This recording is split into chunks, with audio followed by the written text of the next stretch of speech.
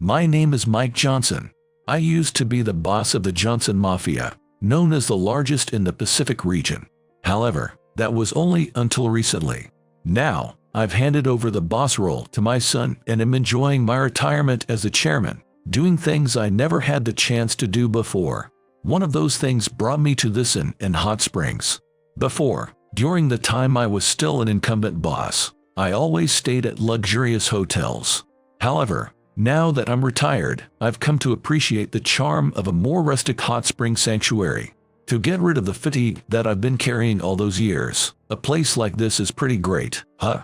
Geothermal mineral bathing sanctuary in the middle of a tranquil surrounding forest with nothing but mountains in sight. In the nearly empty inn, the floorboards creak as I walk down the corridor. In the relaxation lounge, there's a ping-pong table and an old-fashioned, nostalgic jukebox. After getting out of the open-air rock pools, I reached for a beer from the small fridge, which only had a few bottles inside.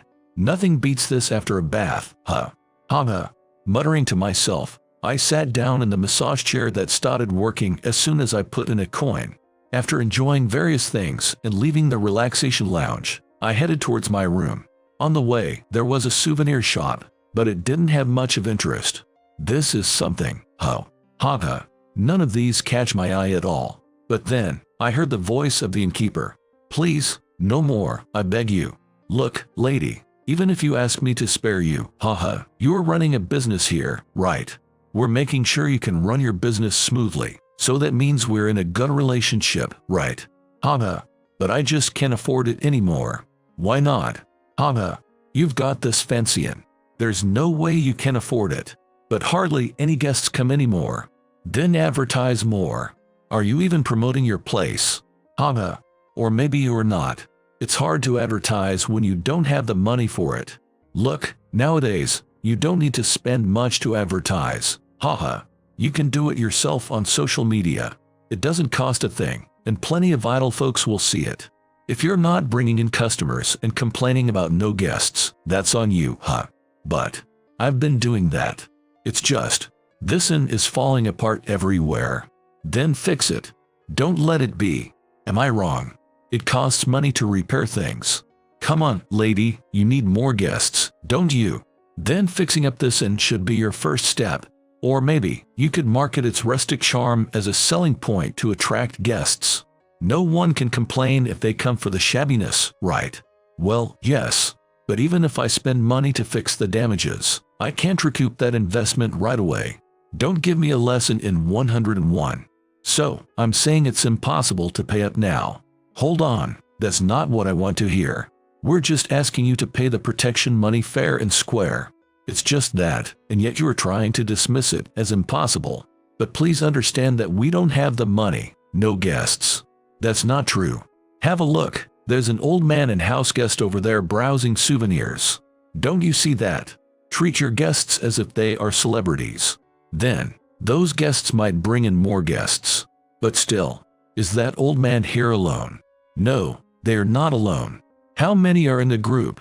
There are 3 guests. What? You've got 3 guests. That's enough for the month's protection payment. Stop saying there are no guests when you have some.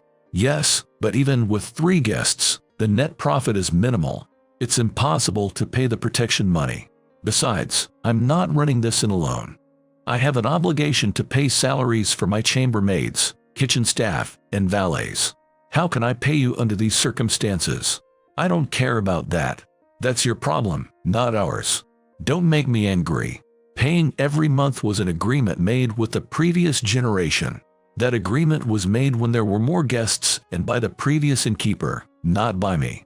But the agreement is supposed to pass on to the generations and continue.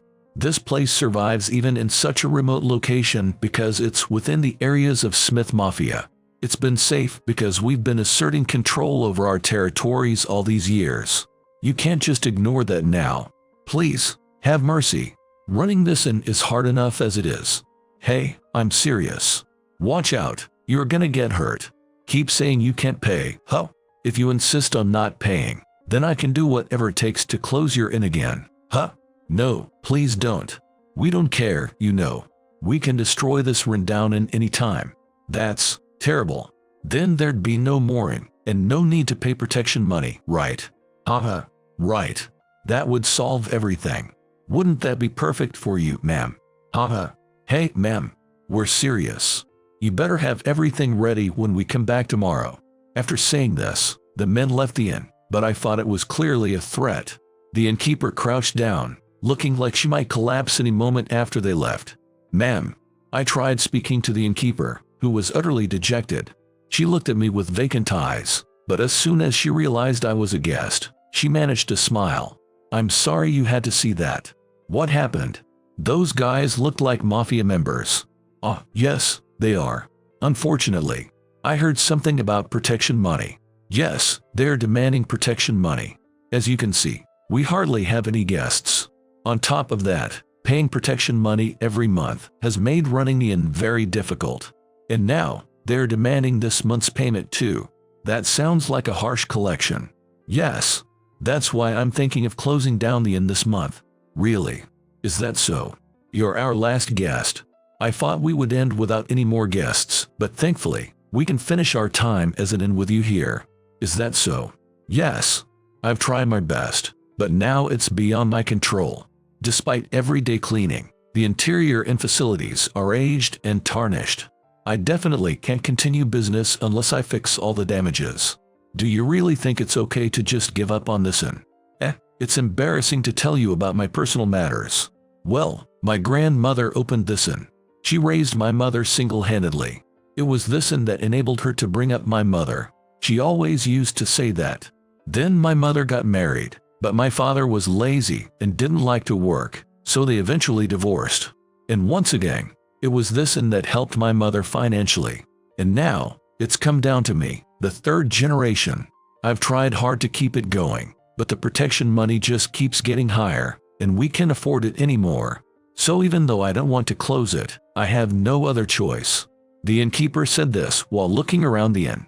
I see. So it's been a lifesaver for 3 generations of your family. Yes. That's what I really don't want to close it. But it seems there's no choice. I understand. I looked around at the old inn and then spoke again. Ma'am. Yes. If the protection money wasn't a burden, would you continue running this inn? Yes. If there was no protection money, I could keep it going, even if just modestly. There are guests who love this inn. I see. Which mafia were those guys from earlier? The Smith family. Got it. I'll take care of it for you. But don't worry. I may not look it, but I'm the consigliere of the Johnson Mafia, largest in the Pacific region. There's nothing I can handle. You're a gangster. Sorry to surprise you. The guys with me are capos. The boss was worried about me going to your inn in Hot Springs, so he sent them along. At first, I thought I didn't need them, but it turns out they might be useful after all. So, don't worry and just wait. I'll make sure your inn is protected. But, I don't want to be a bother. No bother at all. I was looking for something to do anyway. But, even if you help us, I can't pay you. We're really struggling financially. Don't worry about that. Just an old man's whim. Plus, this inn holds the legacy of your ancestors.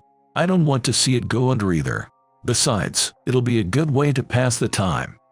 Thank you so much. Don't mention it. We haven't even started anything yet. Saying that, I left the innkeeper and returned to my room. As I entered, the 2 capos who had come with me noticed my return and greeted me, sitting formally. Consigliere Johnson, welcome back. Hey, have you guys taken a dip in the open-air rock pool? No, not yet. I see. Before hitting the open-air rock pool, we've got something interesting to do. Interesting? Yeah, a bit of heroics. As I said this, the 2 exchanged glances, clearly puzzled. I shared with them what I had just witnessed. True to their rank in the Johnson family, they frowned upon hearing my words. That's unacceptable. Should we move in? Charging in with just the 3 of us isn't wise, not knowing their numbers. It'd be pointless if we end up getting beaten. So, contact your boss to gather more backups. Once they arrive, we'll make our move. Got it? Upon hearing my instructions, the capo, Tom Wilson, immediately contacted the boss. The boss, upon hearing the situation, promised to gather our soldiers and send them over. That was the next day. I received a message from the boss saying the soldiers had gathered and were on their way. As I sat on a sofa in the first floor lobby, waiting for further contact, the same soldiers from yesterday showed up again. Lady, you know why we're here again, right? Give me your protection money.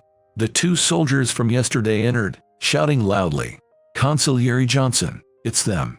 Jer, seems they beat us here. What should we do? Shall we beat them up? Before that, let's try talking.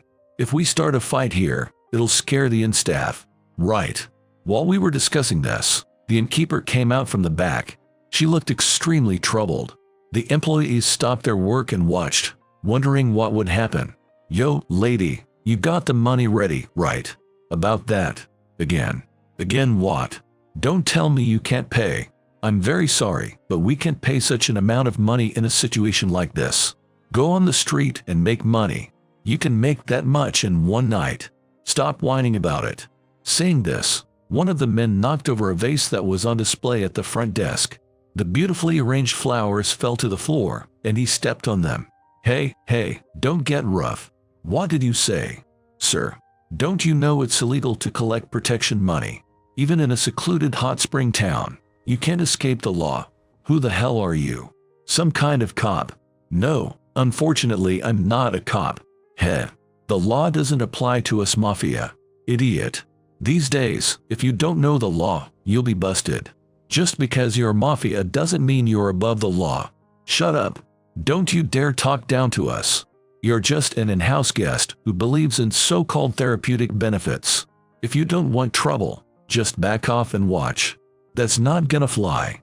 I made a promise to that lady yesterday. I don't care what promise you made, but I warn you not to meddle in our business. Are you sure? It's you who shouldn't be sticking your nose where it doesn't belong. What did you say? The ancient? Who do you think you're messing with? No, I don't. So what? Just small-time soldiers, I guess. Who are you calling small-time soldiers? We're the Smith family, a well-known organization here. It's our territory. Anyone who messes with us cannot escape. Duh, you'll regret it. Anyway, if your organization needs money, get lost, do it somewhere else, and be smart. Where and what we do is our business.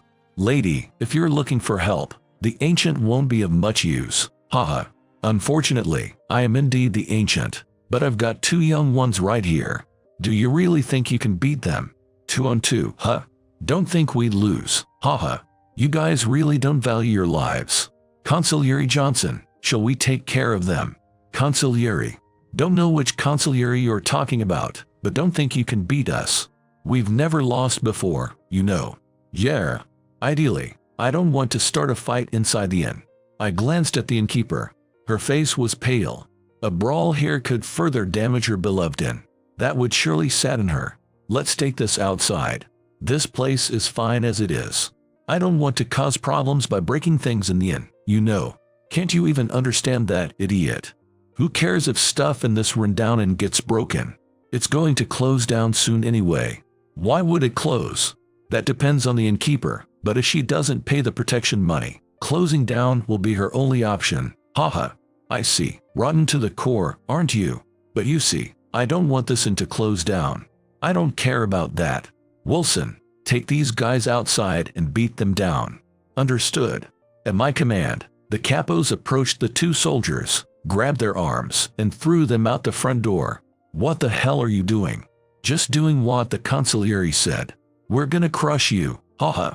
What? Say your prayers. You've messed with the consigliere of the Johnson family. You'll soon feel the consequences. Johnson family. Yay, that's right. That man is the consigliere of the Johnson family. Lucky for you, he's not the one dealing with you directly, otherwise you would have been in real danger. We won't go as far as taking your lives, but you'll learn your lesson. Cut the crap. We don't care if it's the Johnson or whoever. This is within the Smith family's territory. No matter how famous you are in the Pacific region, every place has its way of doing things. A brawl doesn't care where you're from. You're just annoying flies. Hey, finish them off quickly. If we keep this up at the front, it might scare away any potential guests. Yes, consigliere. So let's get this over with.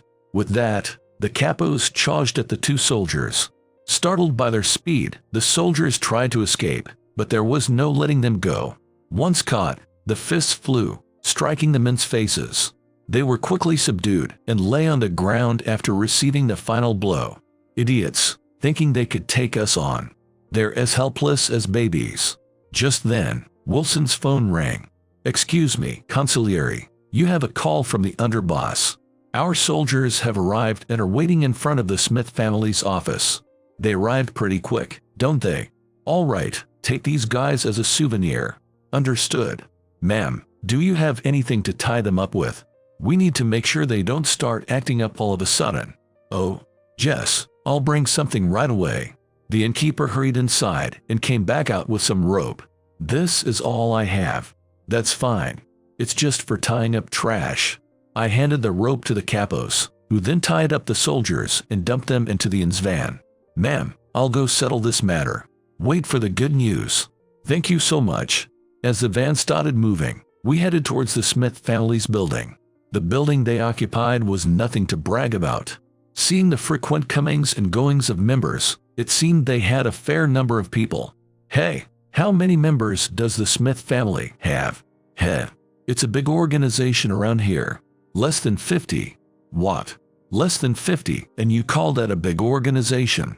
Don't try to make jokes that aren't funny." "What did you say? Don't underestimate us. 50 is plenty.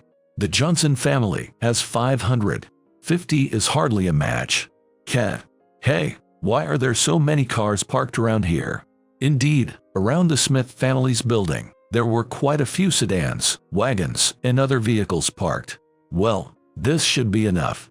I said this and got out of the car. As soon as my presence was noticed, my men who had been waiting in the vehicles jumped out. All of them stood at attention like military trainees. "Good work." What's all this?"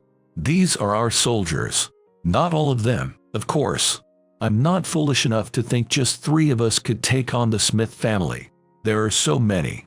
With this many, even if the Smith family has 50 members, we should manage, right? Now, let's go say hello to Mr. Smith, your boss." I led the way to their office located on the 3rd floor. Behind me followed the 2 soldiers and 2 capos, along with the underboss who had rushed to join us. We were more than prepared for any surprise attack from the office. I rang the doorbell and waited for someone inside to open the door. A man, presumably an associate, opened it. I stepped inside and paused in the middle of the room, then threw the 2 tied-up men onto the floor. "What's all this?" "A gift for you." "A gift? Who the hell are you?" "I'm Mike Johnson, consigliere of the Johnson family." "The consigliere of the Johnson family? Why would the consigliere?" This Smith family boss was visibly shocked by the sudden appearance of the Johnson family, the largest in the Pacific region. Realizing the need for a diplomatic approach, he invited me to sit down on the sofa.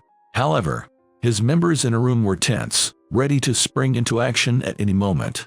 "I don't mind sitting, but can you calm your soldiers down? In this tense atmosphere, it's hard to have a peaceful conversation." Yes. "Hey, you guys sit down. And you, get some tea ready." Following the order, the Smith soldiers sat down, though the air remained charged. "Is this satisfactory?" I nodded and sipped the cheap tea provided. "Now, could you tell me what happened?" I looked intently at the Smith family boss, then turned to the 2 men with a wry smile. "It seems your soldiers have been demanding exorbitant protection money." Actually, I'm currently staying at the inn we're talking about, run by a beautiful innkeeper. Now I'm a retired boss and just beginning to enjoy my retirement days. So, I plan to try the geothermal mineral bathing sanctuary and recharge my body, mind, and spirit. That inn, it's a nice place. Have you ever been there?"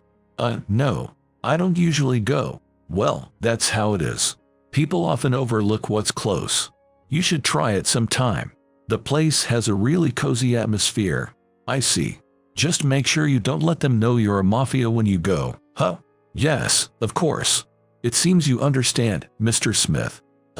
The trouble it causes for an ordinary business when mafia show up. Of course, if they know we're mafia, it scares away customers. Knowing that, why do your guys show up at the inn in such an obvious manner?" That is it because you're in the middle of extorting them?" Well, right. But these days, collecting protection money isn't acceptable. That's true. Exactly. You understand, right? Such actions can attract police attention, and your men get busted. Despite this, why are your guys demanding outrageous protection money? It sounds like a clear threat. Well, we've been experiencing financial difficulties. If that's the case, there are other ways to handle it. You don't need to shake down an inn that's also struggling financially. But protection money is a long-standing tradition. And what of it? Do you really think an inn on the brink of closure can keep operating under such demands? The mafia of old used to operate on a neither let live nor kill principle. But what you're doing seems more like a takedown, and your methods are excessively harsh. Even if you say that, Mr. Johnson, your organization is quite large, but I'd appreciate it if you didn't interfere with our business. Oh, and what's that supposed to mean? We're not under your umbrella, nor are we related. This is our territory. I'd prefer you didn't meddle. I see. So you're saying I should use force to make you understand? You're saying if you're not forced down, you won't understand, right? No, that's not what I didn't come here to fight. I came to talk. With these methods, ordinary business owners will be driven away. Even in a prime commercial area, if no one runs a business, what will you gain? Won't your income disappear too? That may be true, but then it's better to settle things peacefully. I understand what you're saying, but protection money is an important source of income for us. We can't just give it up. That's troublesome. I'm saying I don't want to fight, yet you don't seem to get it. Well, every place has its own way of doing things, just like you have yours. As he said this, the Smith family boss stood up, looking like he was about to charge at me. Then, the other members also began to raise their fists. But the two men who were tied up desperately tried to stop them. Stop, boss. There's a bunch of Johnson family members outside. If we start a fight, we'll be crushed. Boss, please stop. Then he approached the window. And there, a flood of vehicles and Johnson family members. No way. The Johnson family came all the way from California. Don't underestimate the Johnson family. If I call, this many members will show up. You guys, stop. If you don't want the group to be crushed, stop now. When Smith shouted, the movements of the members who were about to fight stopped. If this is the kind of organization you run, maybe it'd be better off crushed. No, please, that would be a disaster. If the organization falls, it's not just me. All the members will be left with nothing. Please, don't crush us. The boss, who until moments ago was furious like a bull, now returned to his seat, showing submissive behavior like a puppy. Seeing this, all the members had no choice but to remain still. So whatever the boss does, your men do. You really are loyal to Mr. Smith. Yes, these guys are good men. Please, I'm begging you, don't destroy our organization. Do you think just asking for forgiveness is enough? Well, perhaps not, but we won't collect protection money anymore. We'll find other ways.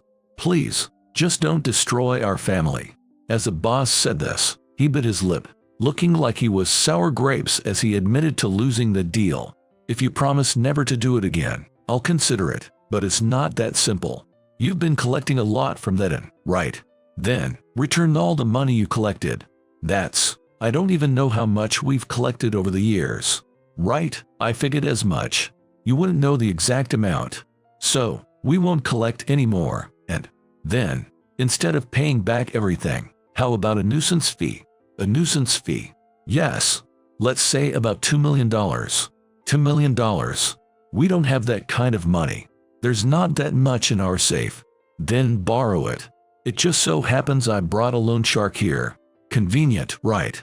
A loan. We'll lend you the $2 million, and you can settle it with that.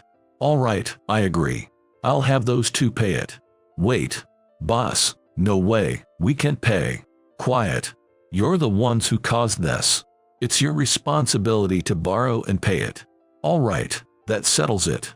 Call Carter and take care of the loan process. With that order, Wilson took out his phone and called Carter. Soon enough, Carter arrived, and I instructed him to proceed with a loan with 2 soldiers. You two are debt of $1 million each. You'll work it off on a crab fishing boat. It's not too bad. just a bit cold, but you'll get used to it. Just don't fall into the sea, because if you do, no one can save you. That would be the end of it. Boss, don't cry. Do it for the family. Hen in there. As the two were taken away, I returned to the inn with my capos. Welcome back, and welcome. Sorry for startling you. I then took $1 million cash from Carter and handed it to the innkeeper. This is the nuisance fee we took from Smith's family. Use this money to rebuild the inn. It might not cover everything you've paid before, but at least it's something. And don't worry, the Smith family won't bother you again. If they ever do, let me know immediately. I've decided to take this inn under my protection. As long as I'm around, nothing like this will happen again. Thank you so much. I don't know how to thank you enough. No need for thanks. Instead, let these guys enjoy the hot springs. They've come all the way from California. Let them have some of your delicious food too. All this. Of course, I'll pay. Just put it on my tab. Don't try to give me a discount. I'm Mike Johnson, consigliere of the Johnson family. I can afford it. Thank you, truly. And for looking after our guests too. Don't mention it. They're all my dear crew members. Hey, no acting like mafia here. Don't trouble the innkeeper. We're staying tonight, then heading back tomorrow. The capos were thrilled to discover the myriad of open-air rock pools and sensory caves. The inn staff quickly got busy preparing rooms. Several months later, I received an invitation. It was a heartfelt letter from the innkeeper filled with gratitude, inviting me to experience the refreshed inn and hot springs.